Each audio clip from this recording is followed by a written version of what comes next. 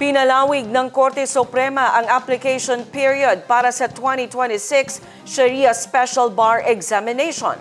Ang News Now sa report.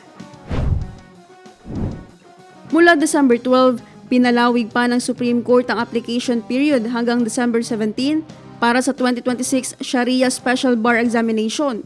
Layunin nito ayon sa SC na mabigyan ng sapat na panahon ng mga aplikante o kukuha ng pagsusulit upang makapaghanda at makumpleto ang kanilang documentary requirements.